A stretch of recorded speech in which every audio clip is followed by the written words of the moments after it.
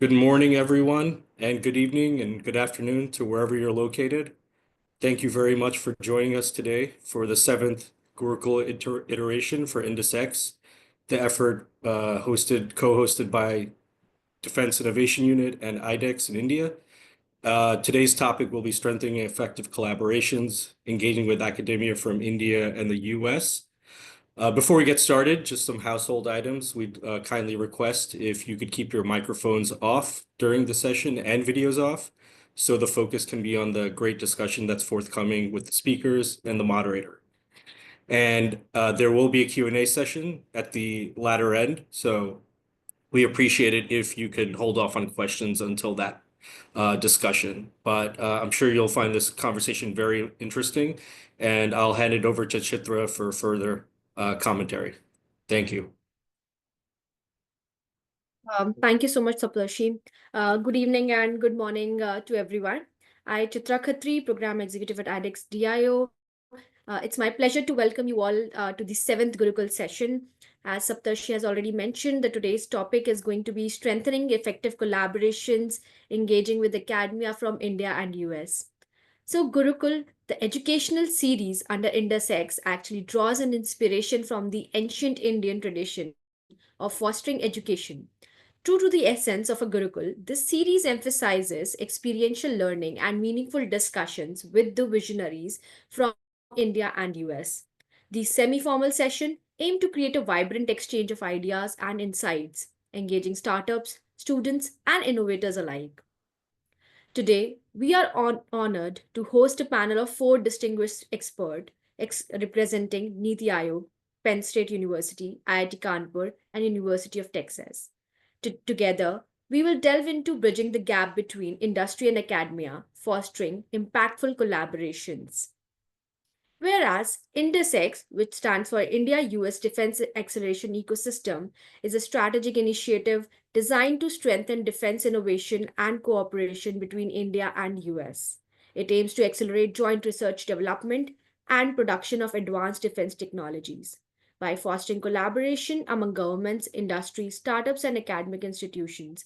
Indus-X focuses on areas such as artificial intelligence, cybersecurity, aerospace, and quantum technologies.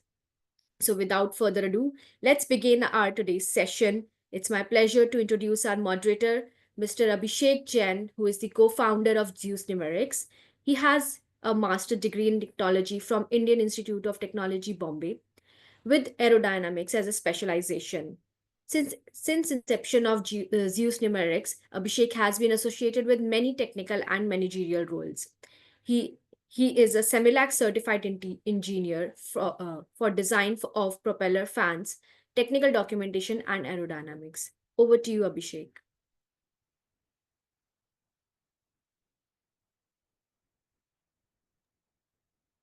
Thank you very much, Chitra. So it is a pleasure for me because we have very distinguished speakers today. And I think it would be bad of me, bad manners, if I take more time in doing anything else than listening to them. So what I will do is I'll just introduce the four speakers in a very, very short duration because I mean, all of them have so many achievements that it would not be a good idea to give the full introduction. And that's what I have been instructed also, especially by General Green. So I'll start with General Sam. Uh, Major General Timothy Green became director of George H.W. Bush Combat Development Complex for Texas A&M University on March 21, 2022. And before that, he served in the Texas A&M Engineering Experiment Station as a strategic advisor on national security initiatives at the Center for Infrastructure Renewal. And that was 3 years appointment. And prior to that, he has served 30 years in the United States Air Force, where his final position was the Director of Civil Engineers at Headquarters Air Force in Washington, D.C. In that capacity, he supported 51,000, and I will re-emphasize 51,000 military and civilian engineers, enabling military operations at 183 bases around the world. So welcome, sir, and thank you for your service. The second speaker we'll have is Dr. Chintan Vaishnav. He's a socio-technologist, an engineer trained to design and build large-scale systems that possess both human as well as technological complexities. Presently, he serves as the mission director of Atal Innovation Mission, a flagship initiative of Government of India. under the auspices of Niti Aayog. Chintan is on leave from Massachusetts Institute of Technology, MIT, so not to be confused with so many MITs in India. Uh, and for his present assignment as a teacher, innovator, entrepreneur, he has split his time between teaching and research at MIT and living and working with rural communities in India to build solutions that can overcome constraints fundamental to improving human conditions. Welcome, sir. Our third distinguished speaker is Professor Vijay Krishna Narayanan. He is Ivan Pugh University Professor and Robert Knoll Chair of Computer Science and Engineering at the Pennsylvania State University. He has served as an academic coordinator for the Indus-X Academic Startup Program since 2023. He is a fellow of IEEE, ACM, AAAS, and the National Academy of Inventors. His research interests include embedded systems and computer architecture. I think we know him very well for his videos on drones. So, and one more distinguished speaker, Dr. Deepu Philip, is a faculty member, professor in Industrial and Management Engineering Department, IIT Kanpur. He is also part of design program and heads the Smart Systems and Operations Laboratory of IIT Kanpur. His bachelor's degree is in Industrial Engineering and master's and doctorate in Industrial and Systems Engineering from MSU Bozeman. Presently, he is the professor in charge of the Startup Innovation and Incubation Center and the Director of Foundation of Innovation and Research in Science and Technology at IIT Kanpur. His research primarily focuses on the security, national food, energy, manufacturing systems, system simulations, unmanned aerial systems, and systems engineering. He also works in using UAVs for crop and asset monitoring, security missions, and harvest planning. He has experience designing and implementing complex systems in different fields. He is also the co-principal investigator of the Center of Excellence of Uttar Pradesh Defense Corridor Project. So welcome to you, sir. I think it would be befitting we start with General Green. So, sir, what are your thoughts on some collaboration already happening between our countries, but I don't think it has reached the potential it can. So how, and I think in defense testing is very important. So how does a startup in India find the right research and testing partner in US academic institution? If you can throw some light on that, and what can be the partnership models? If you can also elaborate on that, sir. Sure. Over to you, sir. Yeah. Good morning. Thank you, Abhishek, for that generous introduction. Good evening, good morning. And if you can go ahead and put the slides up, that would be great. So I'm excited to join you all today because I believe that universities can be great partners and add value for many of our companies and the folks on this conversation this morning. And so I don't want to be, people here are problem solvers. I recognize that. But I'm still going to go back and be pretty simple to be an encourager.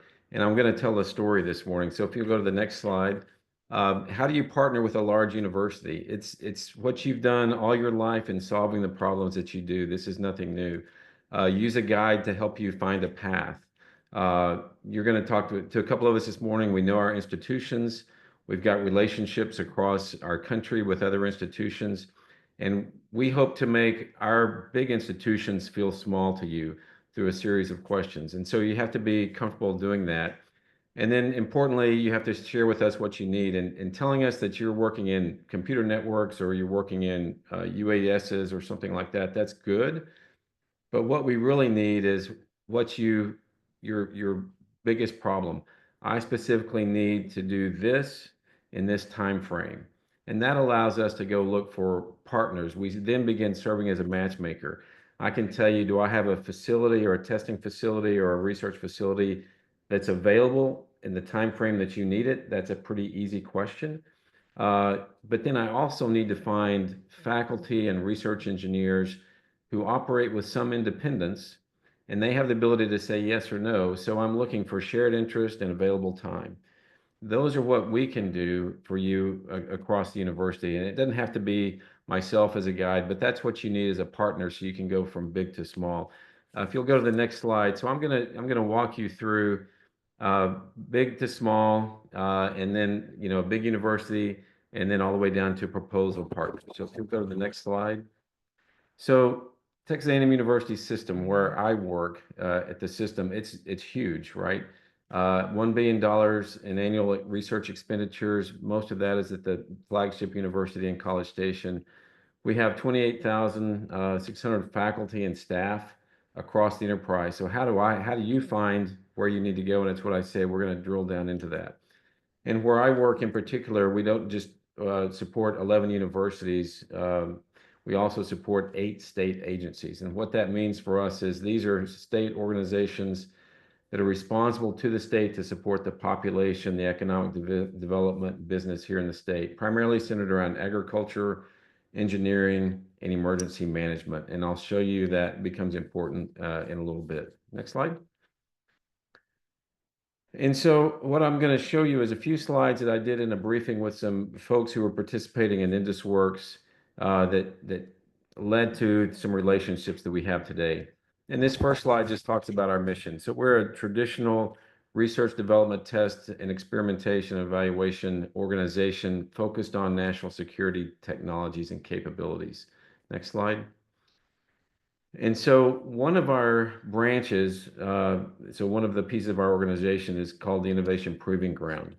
And this organization focuses on research, development, and test of vehicles, autonomy, so air and ground vehicle autonomy, the networks that connect them, and then a little bit of robotics. And you can see we have different capabilities. We've got instrumented ranges, we've got challenge courses. And so there's quite a bit of work that goes into here. And then we talked in the next slide that you'll see about how we expand this range. If you can, let's see, if you can go to the next slide. And this is where I'm at. So if you look in the slide, the map, in the left-hand side, there's a box called Rellis. It looks like an old air base. It is. It's an old Bryan Air Force Base here in town. And so around it, you see different elements of the Texas A&M University system, everything from the university itself. Up high in the middle, you see another airport, Easterwood Airport. You see a disaster city that I'll show you more about in a few minutes. And then you see this group called Aggie Farms. It's associated with AgriLife and research, and we own all this land.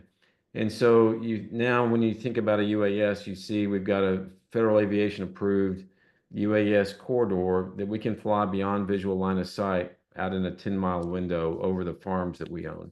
So there's a lot of different elements. And so part of our job is to connect these disparate capabilities and make it useful to all of us collectively. Next slide.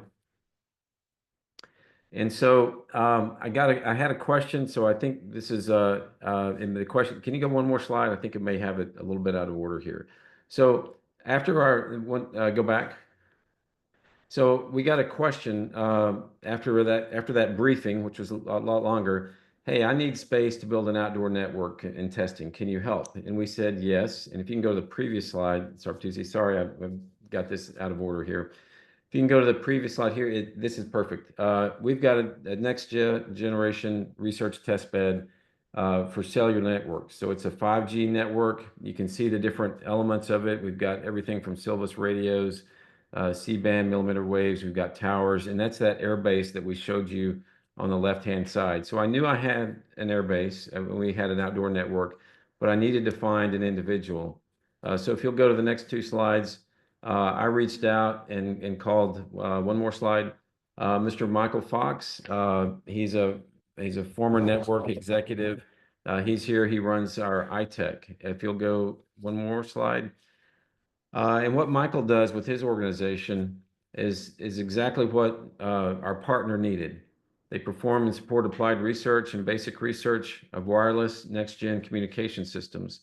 They focus on public safety, defense, and critical infrastructure, and a primary focus on interoperability and cybersecurity. And Michael said, hey, I'll get on a phone call with you. We'll take a look at it. And then when we got on the phone call, if you go one more slide, he was able to lay out some distinctive competencies. What was important for this particular partner was systems integration, a deep understanding of government and industry interface, right, in our lab facilities. And so more importantly, go one more slide. He drilled all the way down to say, hey, when you're out and you want to build your outdoor network and you want to work with it, here's how our towers are configured. Here's where we would hang your software, your network, and we can build it out into our campus. And so as a result of this, we put together a proposal that went forward, and it's being evaluated right now. But it was a joint proposal where we are a performer for testing on behalf of a company who has got a proposal in for some federal funding. If you'll go to the next slide, we did get another question from the same individual. Hey, I've got a large anechoic chamber. I need one for this work. They sent us the dimensions. Here's how large the device is. So we looked around. Our chamber here at A&M was too small, but you're going to hear from VJ in a few minutes. And I knew VJ had a capability that I thought was going to work. And so we connected back to there. And I believe that that was a successful connection. And so again, we solved the problem, even though it wasn't just here at Texas A&M. It was part of the relationships that we've all had, primarily through Indus-X and Indus-Works going forward. And so as we talked about this, we'll go one more slide. We were telling this story at a recent Indus-Works event, and one of the attendees said, hey, can you help us demonstrating how my drone and networks can support emergency response? And so we rolled right back in. If you'll go to the next slide. I said, absolutely, we can. We have, a network where we connect those locations on the map. You see, in this case, Teeks Disaster City is the bottom left corner. We've got our engineering labs, we've got iTech, and we've got RELIS. And so I knew we could connect them, and we've got a lot of organizations. Next slide. And so we explained a little bit about Teeks Disaster City. Again, this is a place where we train workers from across the country here, and even we have some international folks who come in and do training at Disaster City, and it does everything you can imagine, every kind of natural disaster, earthquakes, typhoons, petrochemical. We have all that here. And then the iTech that I showed you before is plugged in, and they do some work. And more importantly, for this group, we bring a community. Next slide. The community that comes in, we have an institute here associated with iTech that convenes on an annual basis a large exercise event and brings government vendors, practitioners, and academia to look at things. If you'll go to the next slide. And so when you look at that suite of folks that are coming in, again, we're not offering just, hey, here you can come do testing, but we're going to bring a community that you can interact with, you can market with, and do things as part of a group like this. If you'll go to the next slide. This is just an example of the exercise we did this year here, and you'll see it involved a football stadium. It involved a railroad, right on the railroad tracks there, a tanker cart explosion. And so we had things going all over that regional map that I showed you at the very beginning. We had players in almost every location working on an exercise simultaneously. Next slide. And this is just one example out where I am. We did some digital twinning with some folks were proving their technologies, coming and doing demonstrations. And then as a result of that, they can get improvements in others. So that is a way that we believe we can help make big universities feel small, is by connecting folks to folks like John Diem and Michael Fox and the capabilities, rather than asking you to figure out, how do I go navigate the Texas A&M University system? You just need a front door, and we hope to be the front door for folks. Next slide. I think that's it on this deck. So the bottom line is to go back and again, let us help be the front door. It's nothing that anyone on this call hasn't already done before. This is what you do. You solve problems, you build relationships. And so we just want to be able to help and offer that. And we believe in the strategic partnership between India and the United States. That's why we're engaged in it early on, just like University of Pennsylvania, or with VJ, what he's doing up there. So thanks very much for your time, and I look forward to questions later on. Thank you very much, sir. And dot 10 minutes. Thank you for that also. So I'll go to next speaker, Dr. Vaishnav. Sir, you have an overview of the system, how US academia works with the US industry and of course government. I think the industry academic cooperation or collaboration in India is not as great. So I would like to know from you, why is it not able to reach the potential? What should we need to do what proactive steps the startups or the academia can take to have collaboration. And of course, we hear that there is some Indo-Australian work that you are spearheading. If you can also please shed some light on that, sir. Over to you, sir. Yes, thank you so much, Abhishek. Yeah, so I think in a comparative sense, one of the contrasts that we have to first appreciate going into that comparison is the fact that a lot of the ecosystem in the United States was seeded during the world wars in some sense. This is a post-World War ecosystem. And one of the very first things that happened post-World War was the document that Vannevar Bush had written about the academia, military-industrial academic complex, where he was able to articulate how do you formulate policies so that the creativity that emerges in one of these three domains can flow to other two domains, if very broadly speaking. But how do they collaborate? We're still talking about triple helix and all of that, but that was in some sense an inflection point, in some sense a starting point in the United States situation. So that was US starting point. It began by imagining that these three systems, academia, industry, and military, ought to be intertwined.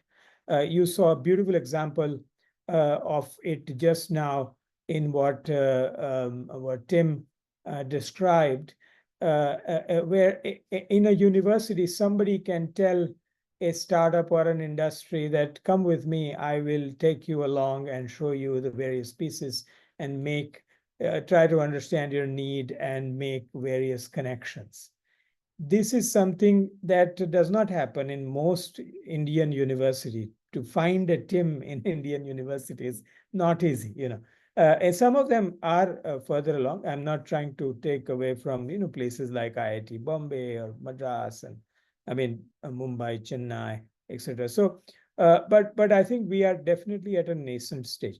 In contrast with the World War, post-World War II scenario of the United States, if you look at the Indian trajectory, it was the post-independence scenario where we began building these institutions. We began with a lot of risk aversion. We began with the institutional legacy that was, we needed to teach. We needed teaching institutions before we can have research institutions. We needed that because we needed a cadre of scientists and managers and others who could help country do the implementation of what we wanted to in a somewhat very state socialist type of a setting and so on. So it was a different starting point. So that, I think, contrast forms the backdrop of where our system began. And so for us, in some sense, this idea of the industry-academia interaction is comparatively new, a few decades old, as opposed to half a century old, so to say. Now, that being said, I think today, given where we stand, what I feel in a comparative sense is that the thing that needs to change or that we need to give up, say in the Indian context, is the mindset.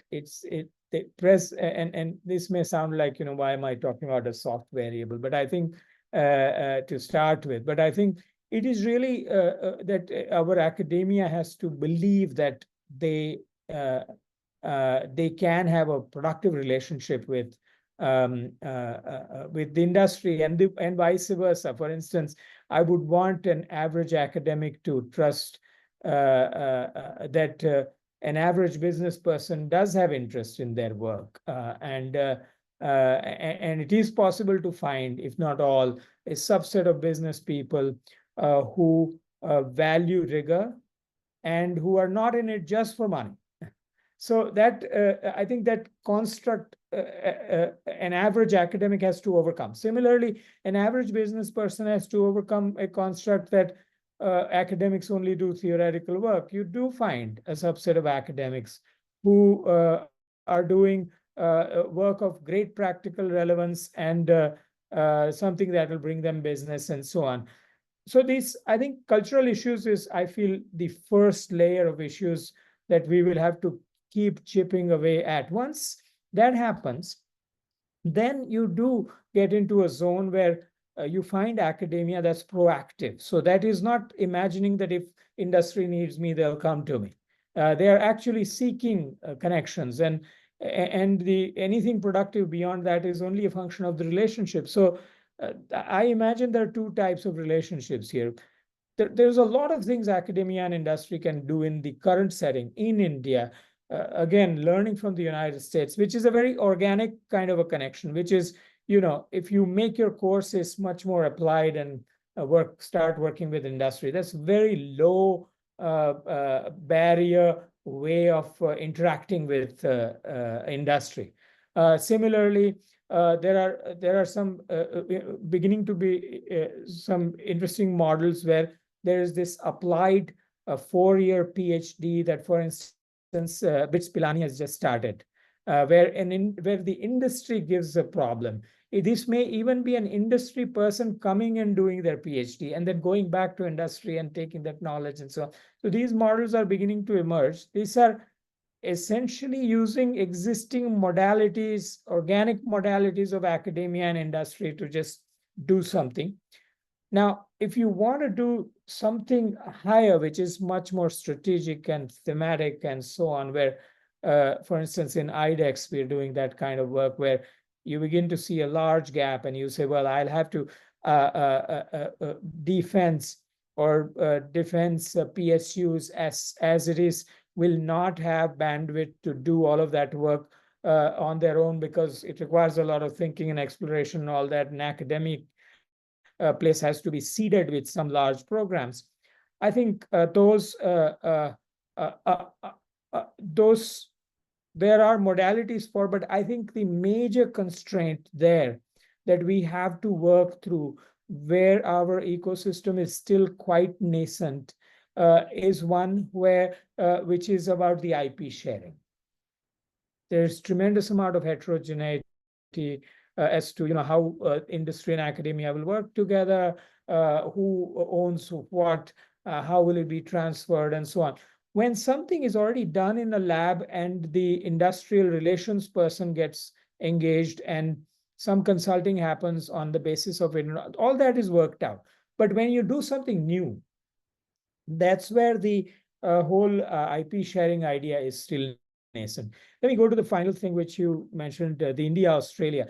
We have a very interesting, perhaps arguably the deepest bilateral program in this such an area between India and Australia, which we call the RISE Accelerator. And this is between Atal Innovation Mission, the office that I happen to lead, and CSIRO, which is the Commonwealth Scientific and Industrial Research Organization, which is sort of an akin to National Science Foundation of Australia. And we have a 3-year program where every 6 months we are picking an area of climate action, putting out challenges, and seeking startups, advanced startups from both sides. So some startups that have markets in their own respective countries already, but who solve this problem and trying to take them to the other side. Now, this is a 9-month program. After the startup engages, 3 months in sort of the instructions and 6 months in practice. And it's designed to drive it into each side's ecosystem. So we as agencies are just connectors, like Tim was saying, but across the national ecosystem. And that's how we are into the second cohort now. First was on circularity. Second one is on climate agriculture. So, and it's been really fascinating and very complimentary. So that's something we can think about even more. So let me hand it back to you. I think I'm at my 10 minutes.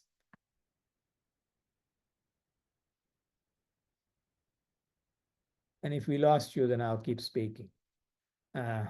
So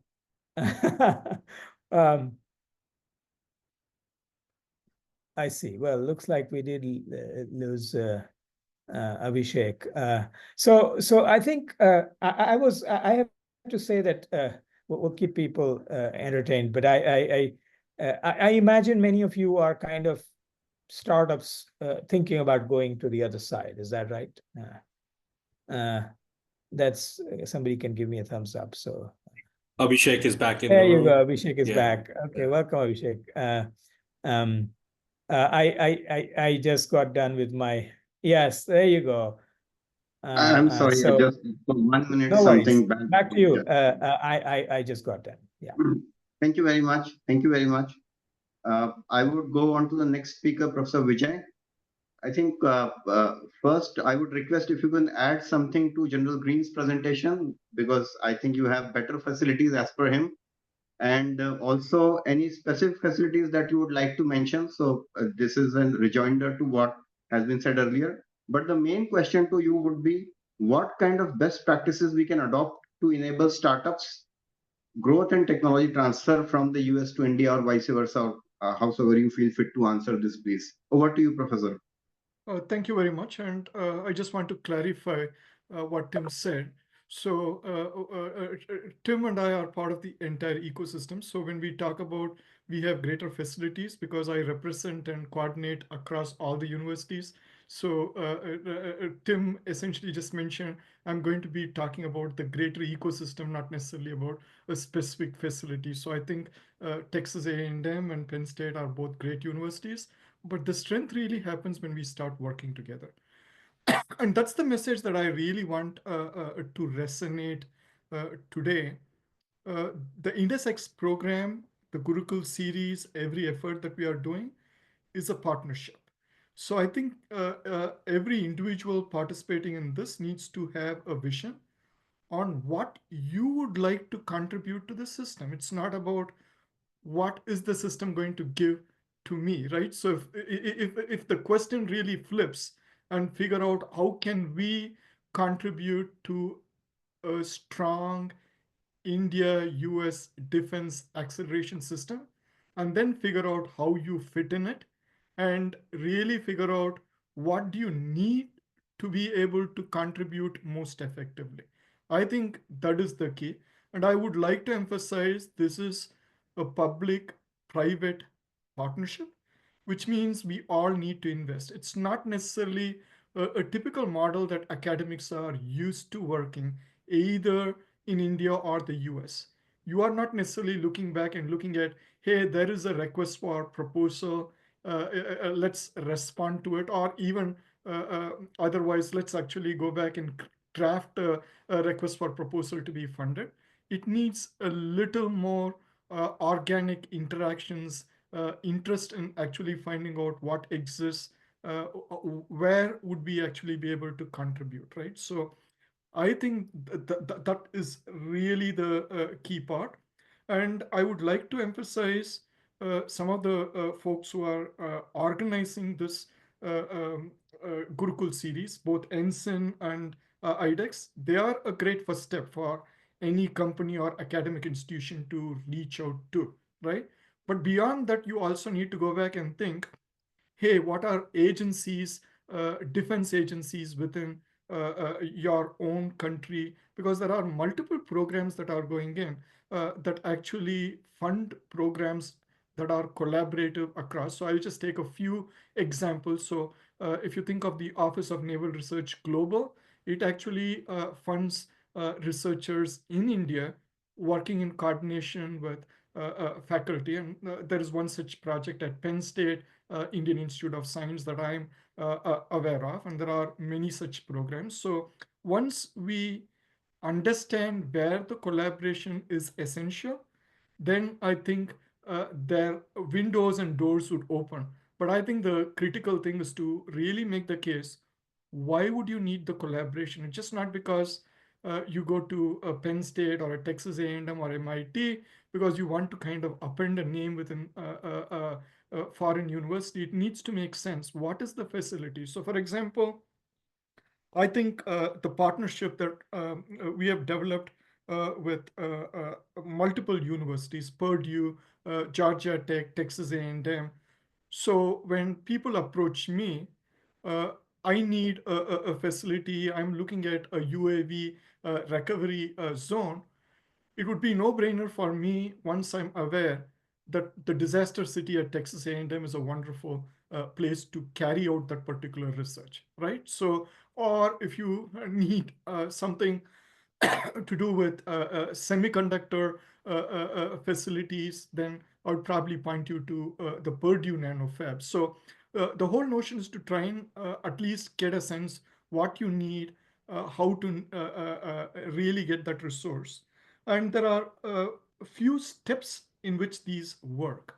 So I think presentations such as these, I would really call this as broad awareness. So you're really looking at a few names, you know who they are. So these are these workshops and broad dissemination.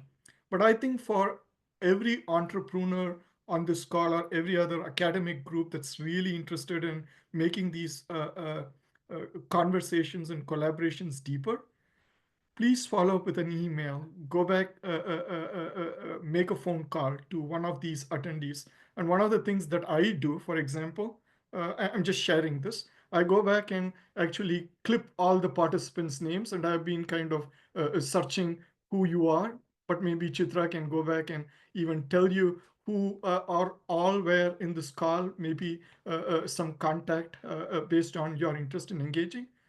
Make that next step. We could probably look for support for site visits for a bunch of companies to come in.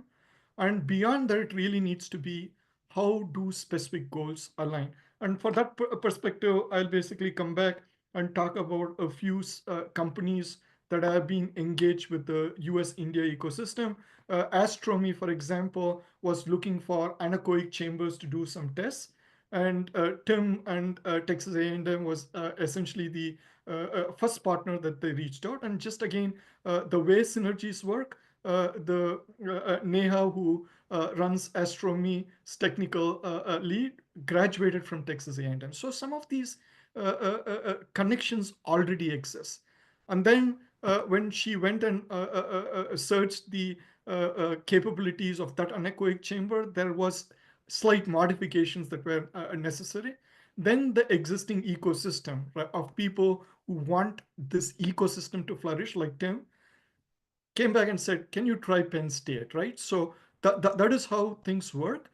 The whole is much greater than the sum of parts, right? So when I say the whole, all the individual institutions out here or each and every company. So while we are in the race to succeed, it is always helpful for a colleague or a person that you're familiar, for them to grow with you, right? So if you basically have that aspiration, I think we will succeed in this program. I think that's the key aspect that I wanted to bring. I will probably wrap up the conversation, because I can go on and on, basically trying to emphasize the part. It is the collaboration that happens. So I have been fortunate with the leadership at IIT Kharagpur when Indus-X started.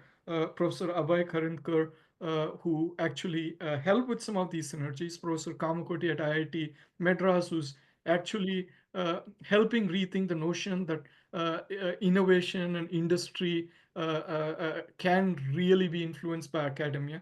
So one really positive thing to echo what Professor Vaishnav mentioned, I think I've seen great changes in the last 2 years that I've been working on what both academia and industry in India believe that academics and research can contribute to their growth. This has been almost ingrained in the US system. So it is almost unimaginable for me to think many of the discoveries and capabilities in our defense ecosystem, if they don't have some pathway to a university research lab or some connections to a university, it's pretty much surprising.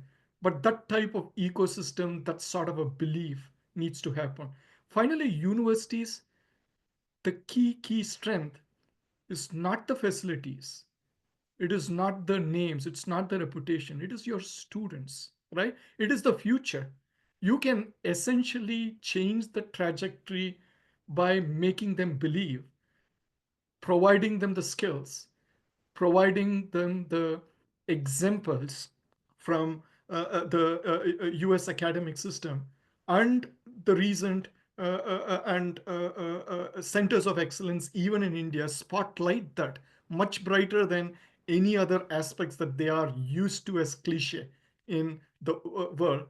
I think that's really what's needed in the success. Saptarshi, if you can just share a couple of slides that I wanted to show. And again, this is kind of the teaser that I really wanted to talk about the type of engagement that needs to happen. So I really think about this whole part is initiating collaborations to testbeds. That's an easy way to deal with. If you can go back to the next slide, Tim showed another large state, Texas A&M, with a lot of campuses reaching out to 170, Tim, if I'm not sure. We are around 88,000 at Pennsylvania. And as you can see, the population centers in the US are shifting from northeast to the south. And I would also like the warm weather in Texas. But the key thing is we have a bunch of unique facilities. And this is just two universities that you talk about. It's really like looking for a needle in the haystack, especially when it comes to defense. People don't go back and advertise things on the webpage because these are pretty sensitive facilities, unique facilities. So what is required, if you go back to the next slide, is to go and ask what you need. So if you're an aerospace engineer or a space startup, things like ISPA, for example, that we have been engaging in India, they come back and let us know, here are things that our space startups need. These are things that we can actually provide you. And of course, I'm not going to go and tell you what these facilities are doing at this point, but the notion is you at least need to get this level. And then when you even go back and look at Earth-specific equipment, you may figure out your cost doesn't allow it, or your specs doesn't allow it, or maybe ITAR restrictions and export restrictions come in your way. So we need to have a mindset. Let's work together. Let's find the resources. Thank you. I hand off back to you, Abhishek.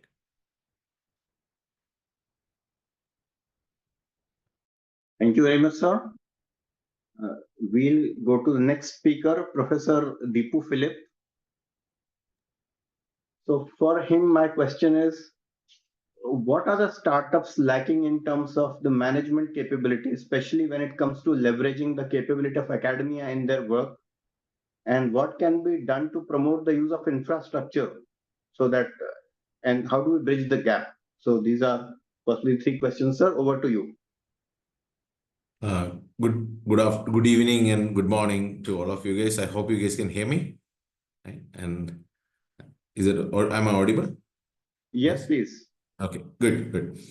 So before I answer this question, I just want to talk about how this India-US collaboration also helped in setting up IIT Kanpur. So there was a program called Kanpur Indo-American Program, KIAP, from 1962 to 1972, in which a consortium of about 8 universities actually, California Institute of Technology, Carnegie Mellon, Case Western, MIT, Ohio State, Princeton, I think Purdue, and then Michigan, University of Michigan.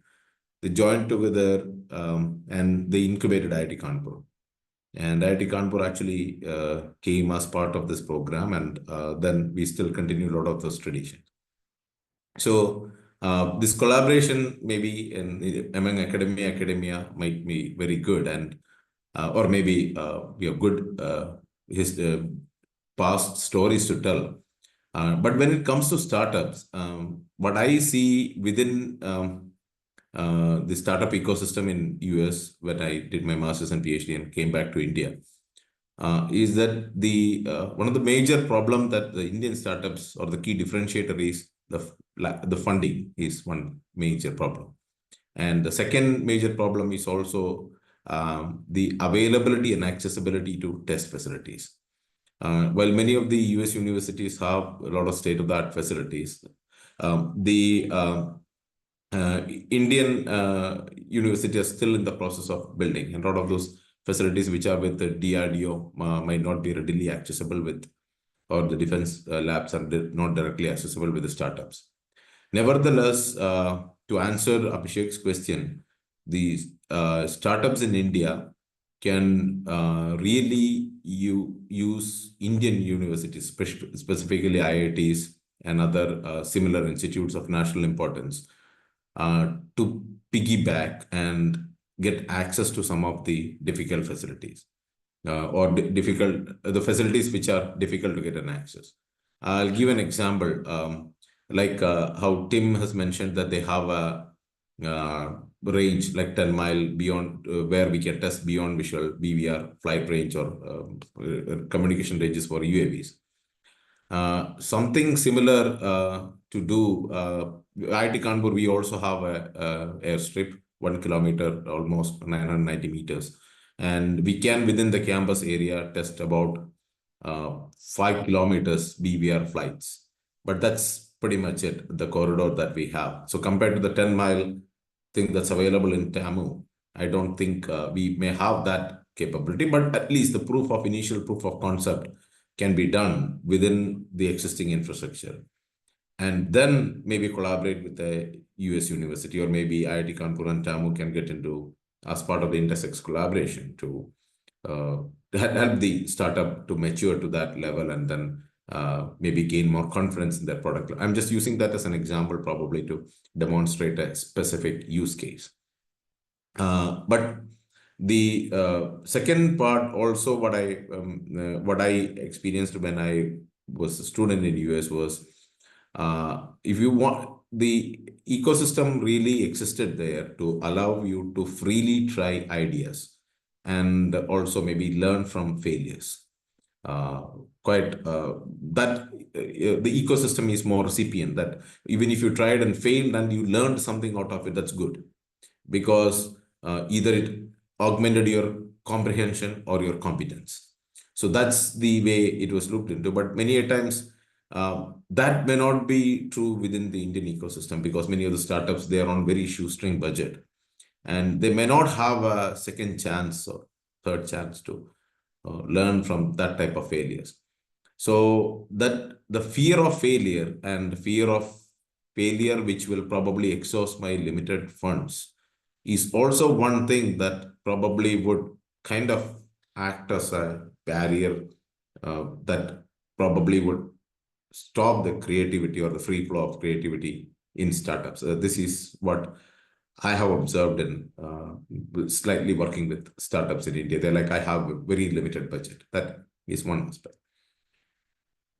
The second aspect also is that many a times the Indian universities, like Tim knew what actually Professor Vijay had in Penn State, and vice versa. Maybe that kind of an academic network, strong network, I kind of know what is existing in the IIT, the old 5 IITs, because I've been part of the ecosystem. But beyond that, I'm guilty. I may not have that kind of a exhaustive list of what is existing. And so maybe that would be one place where one startups like somebody like the Oyo startup started accumulating hotel rooms. Maybe we could have some mechanism or a platform in which we can accumulate some of those facilities that are existing for startups, and maybe how much it would actually cost you to do that trials. And so one way, yes, just Vijay just pointed out, the directory of facilities will definitely be helpful in this regard. And we have started doing that in our IIT Kanpur. What facilities do we have? So maybe not as exhaustive as compared to what it is, but I just wanted to name some of the few quick ones. So we have the India's largest indoor motion capture facility for indoor flight testing. And we also have the gust wind testing facilities for UAV to flight trial during windy conditions. And we have propeller motor performance characterization. Then we also have a NW, National Wind Tunnel facility to try, which is capable of testing supersonic speeds. I talked about the flight lab already. Composites, then helicopter and VTOL, vertical takeoff and landing, UAV systems, propulsion labs. So, and cybersecurity hub on some of the aspects, Center for Laser and Photonics. So we have facilities, but maybe some of them might not be readily accessible. We may not have, as Vijay has rightly pointed out, we may not have advertised them properly due to some of them due to a specific reason, some of them due to the funding agency asking us to not to do it, etc. But that is, and so, but that should not limit a startup, because startup might not even know, because it's already, that info is not readily available. The second part also is that maybe this is a offhand observation. So I usually say, why would a startup associate with a university system? And two critical things I always try to believe. I believe this is very critical. One is the competence, another is the comprehension. So a bird is very competent in making a nest. It can go pick branches, dried branches, and it will beautifully make the nest, and it can keep on doing it every season after season. But if I replace one of the dried branches with a carbon tube, lightweight, durable material, the bird doesn't have the comprehension to replace the dried twig with that of a carbon tube.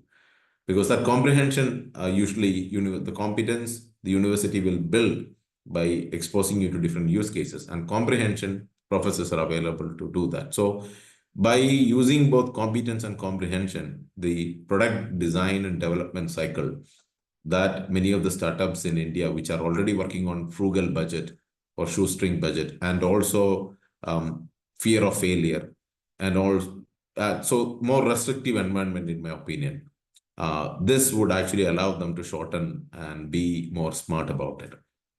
So this is what I think, or what my observation and opinion about that question. I hope I'm reasonably okay with the answer.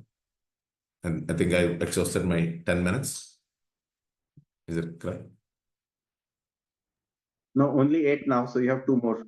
Oh, I have 2 more minutes. Okay, so I think my stopwatch is working slightly faster then. So the last part of it is we universities in India are also trying to create more like an angel or a seed fund, or like not seed fund, but it's like, we want to call it seed fund, but it's more like tinkering money,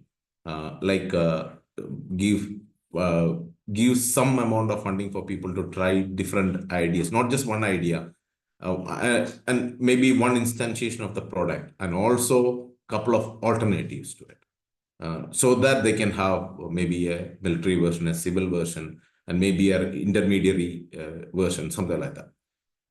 So that type of money, which is much more readily available in US in different forms, it's not probably not that available, but so universities are a very good platform to do that in India. But in US, it's much more different funding options are readily available in that regard. So that's also one thing I wanted to add. But IIT Kanpur is trying to work in that regard. So hopefully soon we will have our own tinkering fund available for startups and incubators or innovators. Thank you. Thank you very much, sir. So I think we are very well on time, and we may have extra 5 minutes for the question answers. So before we go on to the participants for question answers, maybe I'll just summarize of what I've heard today. So from General Dream, we have heard that we need a lot of testing facilities to really innovate, and the amount of facilities that he showed in the disaster city especially was a real eye-opener for all of us. I think we should learn something from that and probably also use that facility if it is possible. From Professor Vaishnav, we learned that we have started a little late, but that's okay. What is important is that we need to trust each other. And if we trust each other, then probably we'll proactively work together. So the academia also has to be proactive, and the startups also have to be proactive in reaching out to academia. We are, I think, not reaching out to each other. And this programming applied 4-year PhD would be a very nice thing to replicate at all other places. From Professor Vijay, I think if I could sum up in one line, it was the whole is much greater than the sum of parts. I think what he tried to impress upon was that when everybody works together, there are so many facilities that everything can get done if we coordinate and work with each other. And everybody should be just a phone call away. So I think this is something that we also need to learn here. We need to know collaboration is very important. And with Professor Philip, we understood how startup funding is now becoming an issue and is being solved at IIT Kanpur and other places. And basically, to learn is the competence and comprehension issue, that we need both competence and comprehension. So I think this is what I have made some notes, and I think we all are richer by this knowledge today. I think we can open it to the participants. And Chitra, I think you can, if you have some questions in the chat box, please take them.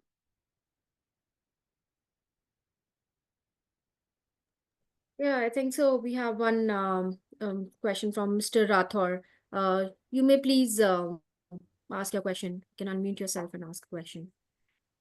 Good morning and good evening, everybody. I'm Squad Leader Rathor from Core Shield Technologies. My question is to General Green, sir. It's little off from the discussion. The lot of discussion we had today was about collaboration between testing and trials and the academia. My question is based on: do we have a system wherein the startups can engage in the design and development phase with the customer, as in let's say the US military? So if we are developing a product for, let's say, Indian Army, in our case, we're developing a response system for battle action teams. If we can engage at the lower initial stage during the developmental phase, it will be much better for us to pivot and modify our product as per the US military requirements. And so by the time we are coming to the testing and trial stage, it can be adopted and received at a much better response. Yes, so if I understand your question, we do work with startups on conducting research as well as their testing early, and then we also work with the Army, where the Army will bring some of their new capabilities. They will have them come to BCDC and do some work at BCDC before they go to actual trials, so to speak. So it allows people to work out their kinks early. But so some of our startup companies that we work with, they're in round one of what we call Small Business Innovation Research Funds, SIBRs. And they get those funds and we work with them. We actually give them space if they, I say give, they work with us, they have some space at our facilities, and then they do their testing and work there. So we do joint development with research, and we also do testing where you just test your things and we can help you do the testing, but we don't help advance your technology. In other cases, we will work with you to advance your technologies. And often that has come after people have done some testing, but it works both ways. Is that your question? Did I understand correctly? Just to simplify, sir, how can a startup from India who's working on Indian armed forces can take inputs from, let's say, US military to modify their product? Not the funding, not the trials, just the input on the product side. So if I can jump in, Tim, to Sure. Deal with this, there are a couple of examples on this part, right? So one option is if you actually have a US subsidiary of your company, then the SBIR program, the program that Tim mentioned, does support. And in fact, there are at least a couple of companies that have been funded. So in fact, Penn State works with one of those companies funded, and just in interest of privacy to the company, I'm not just mentioning them at this point of time. The other pathway, this is more publicly aware. There are capabilities for signing CRADAs with our defense organizations. A bunch of companies have actually used the vehicle. And again, if in doubt, Another great resource that is available for making these links is defense attaches at the US Embassy in New Delhi. I probably saw Harish in the call, so people like him are a wonderful resource to kind of make these linkages. And again, as I told you, the NSIN colleagues and IDEX colleagues would also be wonderful to link you up with those perspectives. Some of these things, the initial gut instinct response would be, oh, it's too tough, it's ITAR, it's going to be export license controlled and other things. Those are true, but there are still pathways to work together. So I think it just CREDA and these SBIR using a US subsidiary are approaches that have already worked in the past. If in doubt, Tim and I would also be happy to engage you offline. Yeah, and I think another avenue might be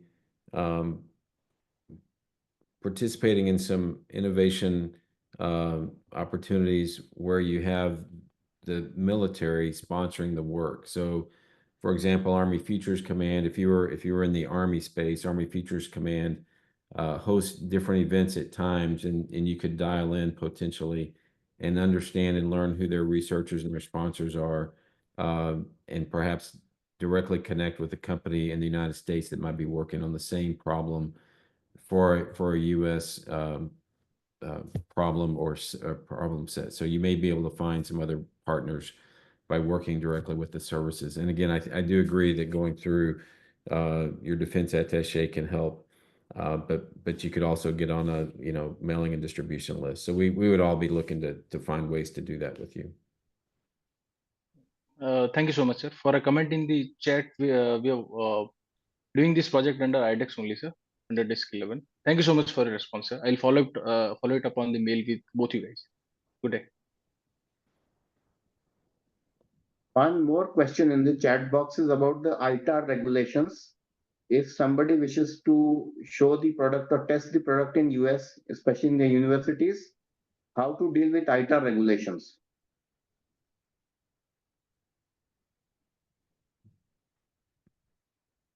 So Vijay, I don't know if you have so dealing with ITAR, it's about, restricted what can be transferred outside of that. And so those are US regulations. So I think there's two ways of doing that. One is obtaining US sponsorship. And so I don't have a good example yet, but we are about to have I call them a Pathfinder project where we're working with an Indian company. One of our researchers has done some things, and we intend to take this technology, present it to the U.S. Army to see if we can do some testing on some problems the U.S. Army has that we think this Indian technology is relevant for, and how to do that. And so I think the best way to get at that issue is pursuing the partnership there and letting the U.S. sponsor or U.S. federal partner be the one to help navigate that on behalf of the nation versus asking the university to navigate that solely by itself. And Vijay, you've probably seen some things, or even Professor out at MIT, if y'all have seen some things, you may have some examples of where this has been successful. Yeah, so I'll probably, Vinay, rephrased your question, right? So one of the things, this is a very hard challenge. That's the reason you didn't see me so excited about unmuting myself and going first in the response. So this is a known problem. People have been trying to engage. It's also codified in the US Congress. So independent of whatever executive actions are done, it is codified. So to a large extent, then it becomes for each and every university, the recommendation of their general counsel as far as risk management is concerned, right? So that is the challenge with the ITAR aspect of it. But when you engage in it, again, I strongly urge all of you not to think of the value of the collaboration in terms of the obstacle that's going to come as you engage. Still find out what you want to do, what is the testing that you want to do, what is the value that you bring to the ecosystem, as I mentioned to you, some of these options like a CRADA or setting up a US subsidiary are ways in which you can essentially overcome some of these obstacles.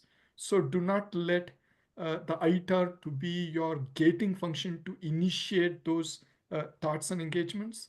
So if your company or university has some very unique ability that is going to be in the mutual interest of both our countries' defense ecosystem, I think there are mechanisms uh, that exist for exceptions, right? So while it may not still be viable for each and every one in a general framework that's being worked out, there are ways in which point-to-point agreements can be made. So please emphasize what is the key value that you would bring if this is done.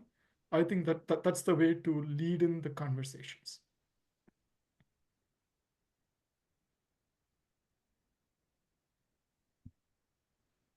Anyone else from the participants who would like to ask a question?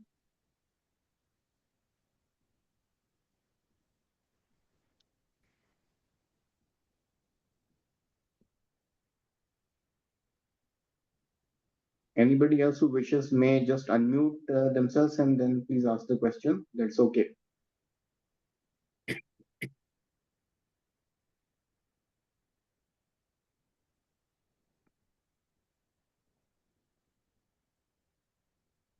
So here are some thoughts, given that I'm not hearing people asking questions. Here are a few more resources that I wanted to point out to companies out there.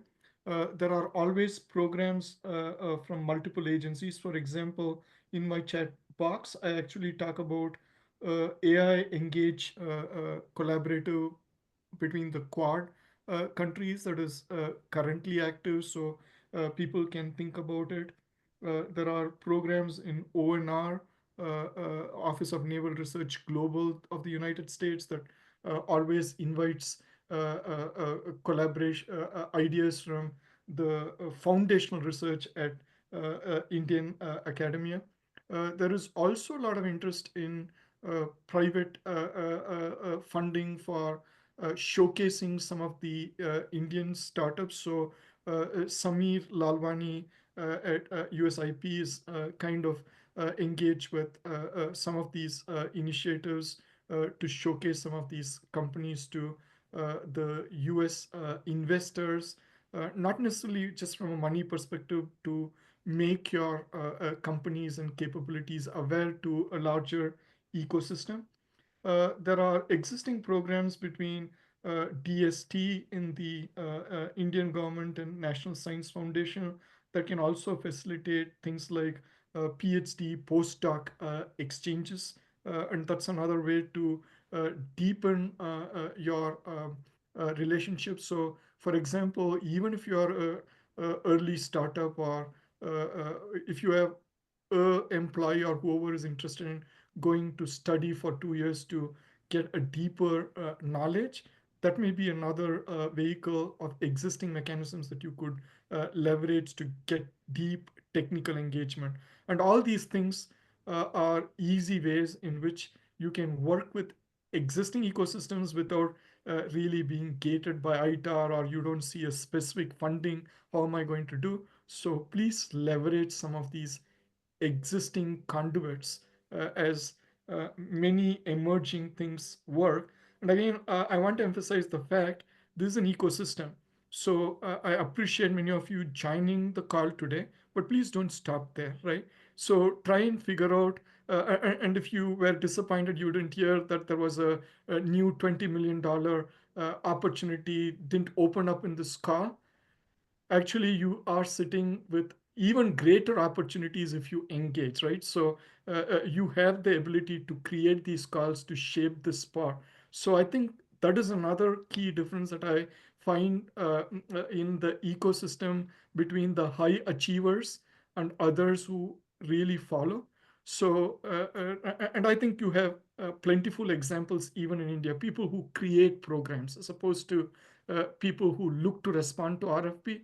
This group is that way, right? So please engage, please help us create this program and shapen. And that's the biggest excitement I want you to take away from here. Thank you, sir. I had one question for Dr. Chintan Vaishnav. Sir, what happens is sometimes the startups, especially the ones which have very new or young co-founders, they are clueless on what to do. So in such cases, does Atal Innovation Mission help, or do they provide some mentorship, etc.? So Atal directly does not mentor startups, but it can connect them to incubators who can do it. So in India, there are about 1,070 incubators. And of these, about 101, to be precise, are Atal incubation centers. So, of course, the Atal incubation centers directly work with us, but we also work with the broader ecosystem. So, depending upon the person's need, I mean, the startup's need, whether it is a pre-incubation type of an early stage need or more advanced type of a need, we can connect them to what we think are the best options given what we know. But then we tend to be fairly actively connected to the ecosystem. And then at those incubators, to complete answering your question, at those incubators, then there are all sorts of services like how to build a business model, other mentoring, market linkages, regulatory compliance in certain domains, and so on and so forth. Thank you, sir. To Professor Philip, I had one question. This is something that I think everybody is worried about. It's about the challenge in procurement of the items that have been developed, especially in defense in India, and also how to manage growth. And I don't think there is any formal training in these two subjects. Is it possible? I mean, what should be done? Should we have a separate program for training entrepreneurs in this? Should there be a short course? I mean, how do we solve this problem? It's a big anxiety in startups and MSMEs. I agree with you, because when I came back, moved from US and started my career in IIT Kanpur, purchase was the nightmare. Rather than doing the project, it was how to get the item going through the customs and to the lab so that I can actually start working was, and then it took considerable amount of time. And it's still a worry, a lot, especially with startups dealing with the systems are not probably, in my opinion, friendly yet. It is getting friendlier, but it still has miles to go before it gets there. So I think one way we are trying to address the problem, and not I think, but we are trying to address the problem is we are doing small workshops on specific. So sometimes by earlier, like some of the components buying is quite easy, whereas some of them are not very easy. So what can be procured quickly, what cannot be procured quickly, what is the way to do that? That kind of discussions are already going on, especially we are doing that for our startups back in IIT Kanpur, but we can do that collaboratively more. I remember, for a specific example, we had to buy a microjet engine from US, and that whole process actually took about, I would say, 20 months, I would say. Oh boy. So yeah, so that's the I faced that run, and now recently we have procured something which was done in like 2 months also. So it is a lot of the time it is maybe it depends on what you are trying to procure as well. That's a big issue. But one way to solve this problem, what I found out, is when you have a partner, when you partner with a bigger industry, then some of these roadblocks goes away. So an early stage startup, yes, this is a lot of the help need to be done with that. As of now, we help them as an incubator. We help them with the purchase as such. That's the one way to get around it for an early startup in India, dealing with the regulations. Whereas for a medium, like 5-6 year old startup, or who are slightly in the growth phase, if they have a partner or they have an Indian manufacturer who is partnering with them, that channel also opens up with a lot of these issues. But one of the other ways, I think Vijay kind of mentioned this, and I think it's a good way to do it, is have a subsidiary in US. And many of them, that can be even a marketing or a sales or a retail subsidiary in US. That could probably help in solving some of these issues, really, because if you have what I've seen is the industry, even though you end up paying more in taxes and other things, but the time for procurement can considerably reduced. So if you're asking the questions about early stage startups, yes, we need more courses, more training, and more domain specific training, I would say. For software and maybe medtech, it is probably not that difficult. But for aerospace, defense, and especially radar, comm systems, some of the high-tech things, it's reasonably challenging to get through the red tape. And we do have pretty nasty red tape. So that part is that I acknowledge. So that's where the incubator role comes into picture. We do sometimes go out of the way to support them. Not sometimes, a lot of the time we do that for early stage startups. Does that answer the question?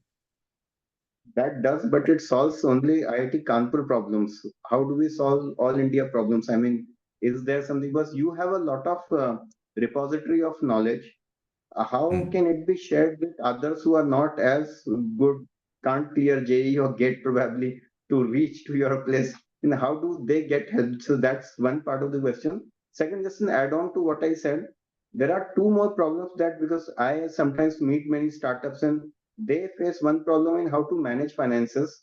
And the second is if they collaborate with big people, they are not able to control the IP that they have. I mean, some thoughts on how you can train these two aspects also. Sometimes technical work becomes lesser and legal becomes a big bottleneck for the startups. Yeah, I agree. I usually pray to God that don't ever get in the legal or a medical hustle ever. They will drain you literally. So anyway, but the one way to tackle that problem is IIT Kanpur incubator is open to anybody in the country. You don't have to be an alum of IITK. Anyone in India can come and apply for incubation here, and we assess really on value. If there's a value on table from your side and there's a value on table from our side, and we think we can jointly learn something, contribute, then we're good to go. But to answer that question, I would be more than happy to offer our resources or our ways of how we get around the red tape to get things and support startups. We'd be more than happy. Some of them may have to be closed door sessions, but we can definitely have more than happy to share the legal tricks of the trade that can use to cut the red tapeism for sure. The second question that you asked is, I don't know how to. If I rephrase that question, you're basically saying how. So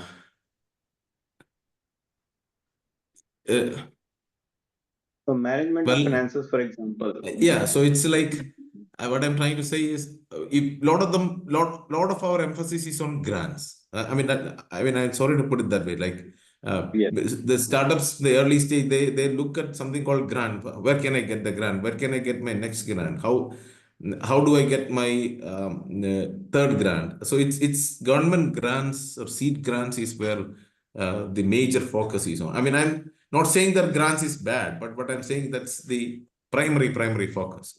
And in that process, I'm not saying it's bad. Grants are really good, but the quantity of grants or the quantum of grants are not very high also. So that sometimes it's also a limiting factor. In that process, they really, or many of the startups I've seen not doing good, ignore the concept called cash flow. They have to really work out how much money they need to sustain for the next 1 year. How am I going to get that? Make sure that I have enough cash flow and make sure then make their operations in and around it, and then take it forward. So what we now do is we have a lot of courses which we are in the process of making them online, especially like YouTube channel and stuff like that, which we are more than happy to share also. How you can strategically get grants. So there are some startups, not some, pretty good number of startups in IT Kanpur who have gone through every government grants and staggered their grants in such a way that their cash flow is well maintained, and then they've gone to successful product development. And some of them, they got 1 or 2 grants and they got to a TRL level 3 or 4, and then the grants dried out and then fell to it. So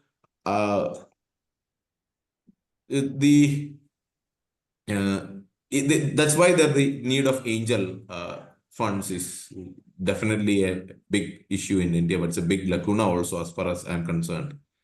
So that would be that, and all the incubators, especially even with the government also, where we have put in money for Startup India and all, but that the time taken to get that funds is much larger, and seed funds are much easy to, or seed grants are much easy to come. So that is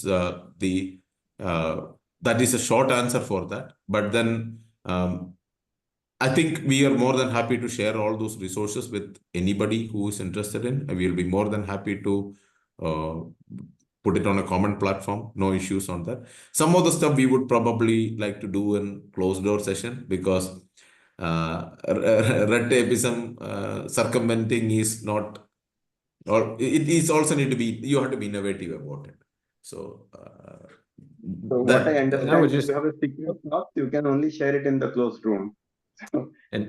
and I would add that it's not that much different from several of the startups that we work with. The idea of pursuing grant and small. I mean, there's a perception there's more money here in the United States, and I suspect that is true. But the journey for a startup is very similar of how they pursue that. And the challenges I just heard you describe are the challenges I hear from small startup companies in the United States who want to work with us at times. Can I also add a thought to this conversation? I think, of course, IIT Kanpur, Bombay, Chennai, etc., definitely have more experience with tougher science and engineering-based startups and so on. But in all fairness, and I'm not trying to tout the ecosystem at all, but in all fairness, there are quite a few good incubators all across India. One may need a little bit of a hustle in finding the right one. But for example, I just put a resource on our chat, which is the incubator assessment framework that, say, Atal Innovation Mission has kind of put its incubators, which is a yardstick for the incubators. It's not a policing mechanism. But it has put its incubators in 4 buckets. And if you go to these, the top 1 or 2 buckets, the incubators in there, they're spread across the country. You can have a very, very good experience. I would like to believe. So, and this is only Atal's, but similarly, you would find that about 1 in 7 is our measure, is a great incubator in India. So, and maybe they don't advertise themselves that effectively, nor there may be a single repository. So that would be a nice thing to have. So, and it's something we're trying to do as well. But there's quite a bit to explore. Thank you. I think I'll just go with the final question. And that, I think, from the start to end, it would be General Green. So what happens is, I saw the ISET framework, and there were 4 or 5 core areas where people are working. It also has munitions, air combat, and support, etc. Now, what happens is, munitions, air combat, etc., I think the civilians may not have seen. What do you feel if we want to collaborate in those areas in product development? what role veterans can play in that, and the addition of veterans to the team, does it really help, or it really helps kickstart? I mean, what are your suggestions? What are your views, sir? Final question.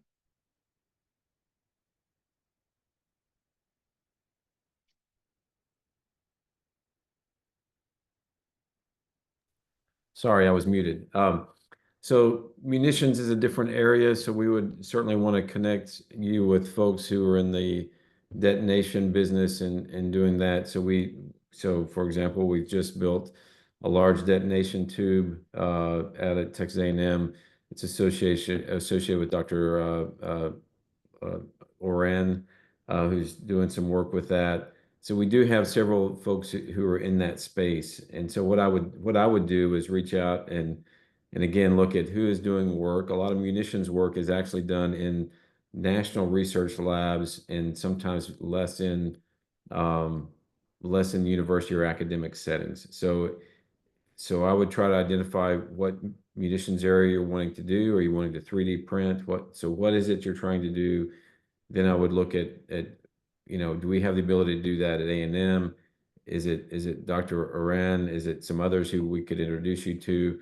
Or is that really, is the work that you're describing going to be located in another area? And so again, a lot of times our national laboratories and our service laboratories will do work that is not often done in university settings. And so munitions directly is often not done in a university setting. Detonations would be, and so we just have to think of what that looks like. Vijay, any thoughts from you?